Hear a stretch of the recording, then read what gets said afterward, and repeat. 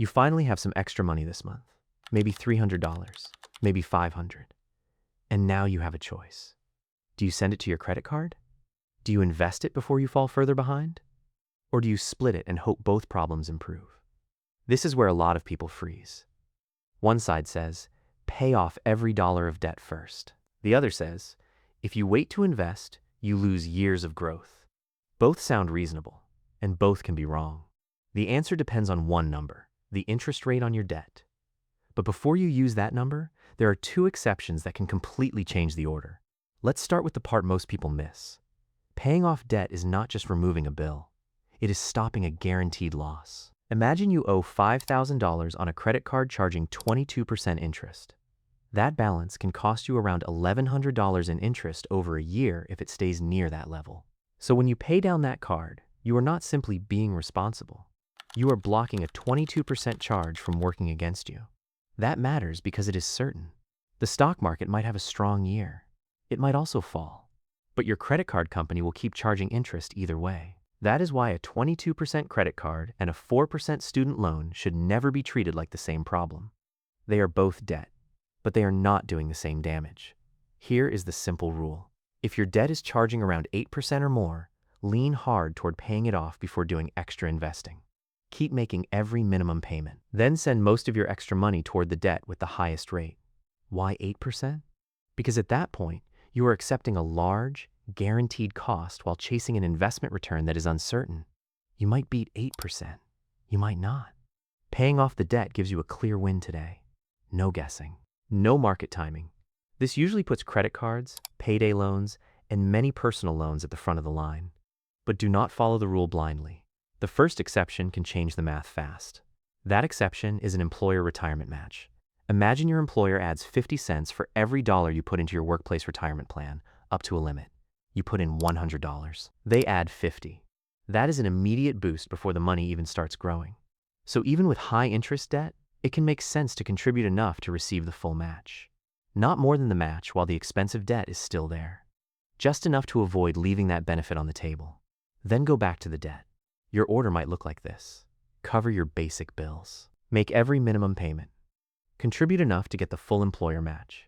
Then attack the highest interest balance. Check your plan, because matching and ownership rules differ by company. Now we reach the second exception. And this is the one that can quietly send people back into debt. Emergency cash. Let's say you get aggressive. You empty your savings and send every available dollar to your credit card. For a few days, it feels amazing. Then your car needs a $900 repair. You have no cash. So the repair goes right back on the card. Now you are almost back where you started. This is why paying off debt without cash can become a loop. Before you go all in, keep a small starter emergency fund. For one person, that might be $500. For someone with kids, an older car, or less stable work, it may need to be $1,000 or $1,500. This is not your full emergency fund. It is simply enough to stop a normal surprise from becoming new debt. Now let's talk about the gray area, debt between about 5 and 8%. This is where people want one perfect answer. There is not one. At 6%, paying off the debt gives you a guaranteed 6% benefit. Investing may earn more over time, but the result is not guaranteed. So instead of turning this into a fight, use a split. Maybe 70% of your extra money goes to debt and 30% goes to investing. Or choose 50-50 if starting the investing habit keeps you motivated. The exact split matters less than consistency. The debt should keep falling, and the plan should be simple enough to repeat every month.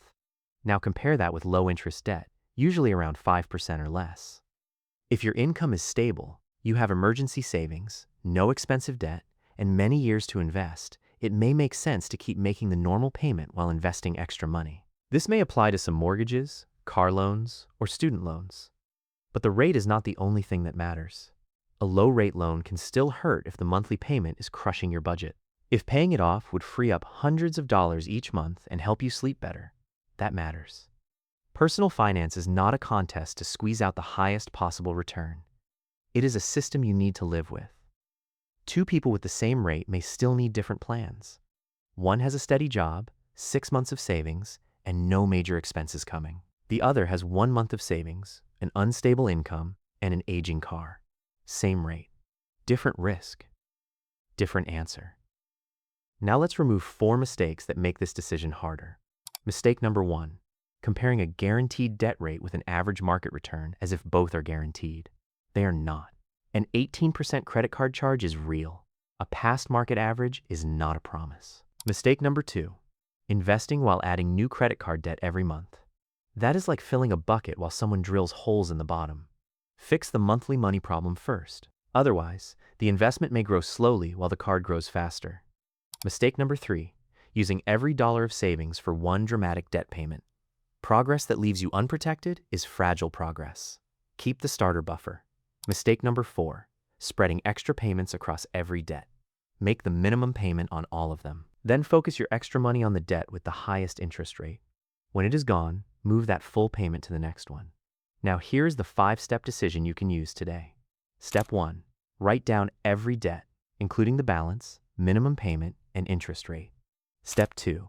Protect the basics. Cover housing, food, utilities, insurance, and every minimum payment. Step 3. Keep a small emergency buffer so a normal surprise does not force you to borrow again. Step 4. Collect the full employer match if one is available and the plan makes sense for you. Step 5. Use the rate rule. Around 8% or higher, lean heavily toward debt. Between 5 and 8%, consider splitting your extra money. Around 5% or lower, investing while making normal payments may make sense if the rest of your finances are stable. Review the plan whenever your rate changes, your income changes, or your savings become stronger. You are not choosing between debt and investing forever. You are choosing which problem your next dollar should solve. Sometimes that dollar needs to stop a 22% credit card charge. Sometimes it needs to collect an employer match. Sometimes it needs to sit in your bank account so one bad week does not erase months of progress. And sometimes it is ready to grow for the future. Look at the rate. Protect yourself from emergencies. Take the match when it makes sense. Then give your next dollar the job that helps you most right now. Because the smartest move is usually not chasing the biggest possible return. It is removing the most expensive guarantee working against you.